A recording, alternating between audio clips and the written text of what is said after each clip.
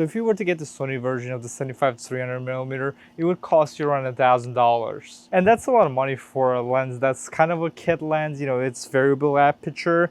So I picked up the Canon version of this lens that only costs $130. So we're gonna review this lens, I'm gonna look at some pictures, and this is a pretty amazing lens that you can get for $130, but there are two major flaws with it. So let's get right into that.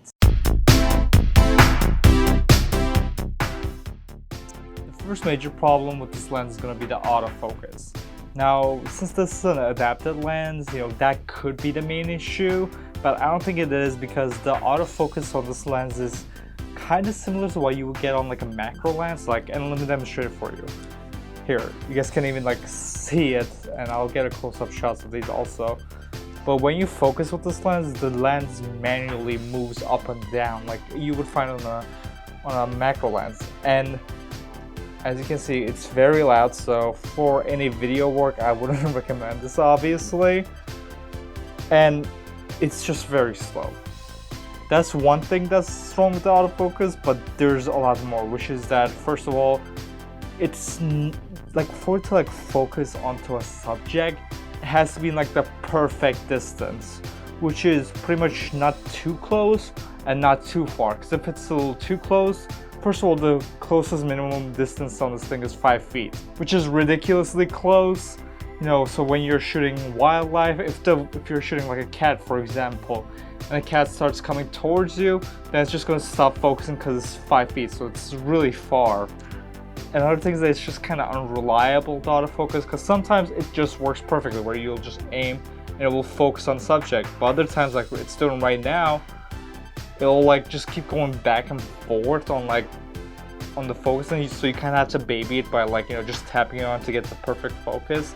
So a lot of times if you're shooting that's like fast moving, then you're gonna end up missing the focus. At 75-300mm, that's like the wildlife shooting area, so for shooting wildlife you need good autofocus because manual focus just doesn't cut it. And that's another thing that I have to mention, is that this lens is an autofocus and a manual focus switch, which is always welcome.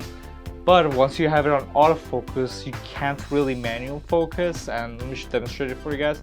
If you set to manual focus, then you can, you know, just turn the autofocus wheel, no problem. But if you're in autofocus, then you can't really turn it. You can force it to turn, but if you do that, it feels like you're breaking the lens, so you don't want to do it. So if you're trying to focus on an animal, for example, and the autofocus just stops working, so you just need to like just adjust a little bit so you can get the perfect autofocus, then you're kind of out of luck because you have to go and switch it to manual focus, which is way too time consuming if you're, you know, shooting something really fast. And that's my major gripe with this lens, is that the autofocus is just terrible, and that could be because it's just, you know, being adapted to a Sony camera. But if you do need a good fast focusing lens, then this is really not it.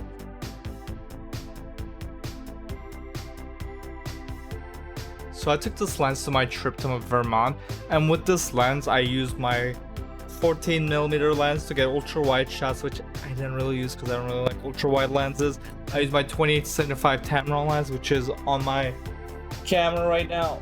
I don't know if it's gonna focus on it. Will you focus?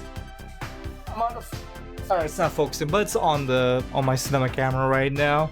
And I use a 75-300mm to get that, you know, that I guess telephoto focal length with it. And then I also brought my Sigma 150-600mm to shoot some wildlife with it. But again, I didn't really use this lens that much because most of the time we were hiking and I didn't want to carry this like 10-pound lens with me. So for most of the trip I used a 28-75mm Tamron lens that's right here, and also this Canon 75-300mm lens to focus on it. And I gotta say, this lens is decent, but you gotta keep in mind that this lens is only $130. So for $130 you get a pretty decent lens. The only big problem is the autofocus with this lens is pretty bad. But the thing is that sometimes it works perfectly fine, but sometimes it doesn't. So that's something you gotta keep in mind. And when it does start acting up, you just gotta, you know, kind of babysit it, where you just like tap on the autofocus button a little bit to get it to like move, because a lot of times it'll like focus for a second and it'll go back and forth, so you just gotta like stop focusing right at that moment it does get the focus. So it's a little annoying about that. So that was the first major flaw with this lens. I actually tried doing an autofocus test with video, but it wouldn't even in autofocus, so I'm not even gonna say that. But again, this is just a photography lens, so whatever on that. Now the second major flaw that's gonna be with this lens is the image quality, and I'm not even talking about the sharpness, because the sharpness is fine in my opinion. It's the purple fringes you get on this lens, which is pretty bad. So we're in Lightroom right now, and I picked a couple of different pictures that show what I'm talking about, and the worst one offender is right here. I took a picture of this water bug, and just look at it. The whole bug is just purple. And if you don't know what purple fringing is, I mean, just look at that. Look at how terrible this looks.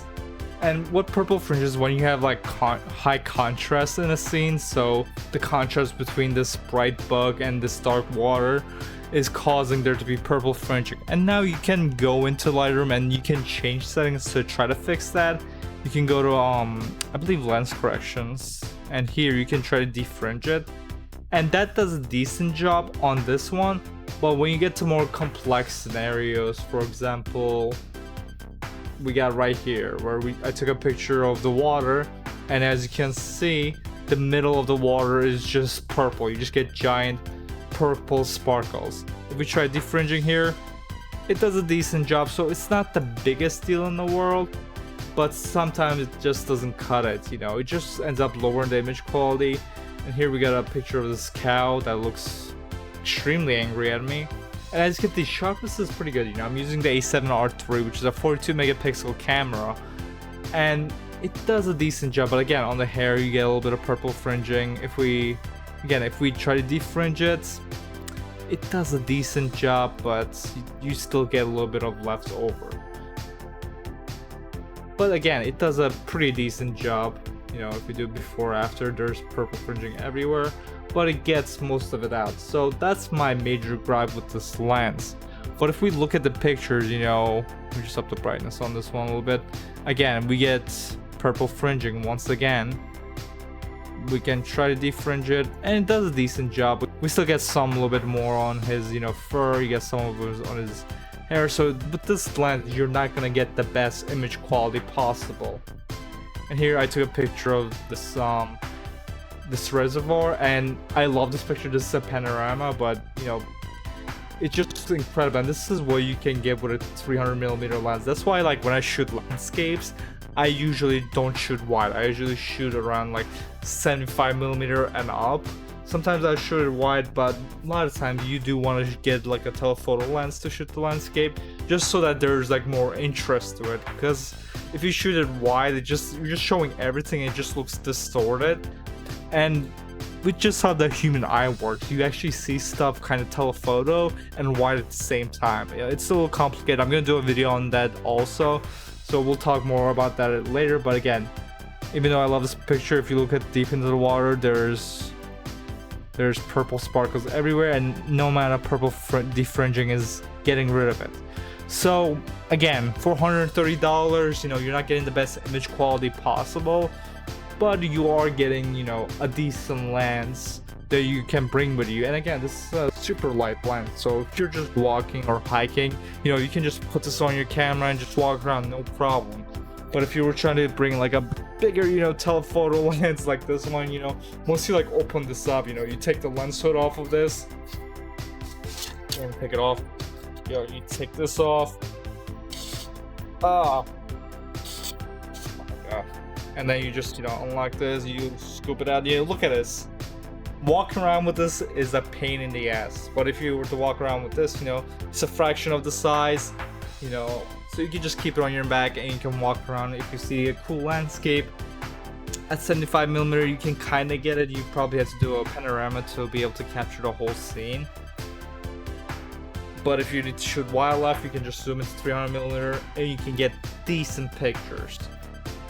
But that's another problem with it, is that the sharpness is not the best. And as a person who doesn't really care that much about sharpness when it comes to shooting most, you know, people or sometimes even products, it's not that big of a deal. But if you're shooting wildlife, sharpness is kind of everything. Because again, if you're shooting the squirrel, this is what you're gonna get with 300mm. You're always gonna be further away from your subjects, And when you're shooting wildlife, you usually use like a high resolution camera so you can crop in later. And if you were to crop in with this picture, you know, we do like a little crop like this, you know, you can see that it's not the sharpest image in the world. So that's my major gripe with this lens. And now another problem I would say is that if you were to get this lens, for example, for traveling, you know, because you think it's a good range, and it is, but I think 24 to 240 millimeter is a better range, because at 24 you get a wide angle that you can take pictures at, and you get 240 which you can shoot wildlife at. Now that's like the best range also, but I think it's a better range than this, because with this one you can kind of shoot wildlife with it and you can't really shoot wide at all. So it's not the best, but I haven't been able to find a 24 to 240 millimeter that's around this price range. And for lenses like these, I don't want to spend too much money, because again, this is just the lens I'm gonna bring with me when I'm going hiking and just want to take pictures of squirrels. I don't want to spend $1,000 to do that, which is what they expect you to do if you buy the native Sony version, which obviously is going to have way better autofocus that probably works perfectly. It's going to be sharper and it's going to be better. But again, do you want to spend $1,000 extra, or do you want to just get this lens and, you know, just throw in your bag, and when you need it, then you can use it? And you're not going to get the best image quality, but guess what? You're probably not going for the best image quality, you just want something that's fun and you can take pictures with. So should you buy this lens? I would say sure, it's $130. If you already got an adapter, like I'm using the Sigma MC11 adapter for Sony cameras to be able to use EF lenses, I mean, I don't see why not. You know, if you want a lens in this focal range and you don't want to drop $1,000, I think this is a great lens to get. So anyways, guys, thanks for watching this video. Hope you liked it. Hope it was informative. In the description, you can find the Amazon links to buy the adapter and the lens. I make videos every single week, so make sure to subscribe, and I'll see you guys in the next video. Goodbye.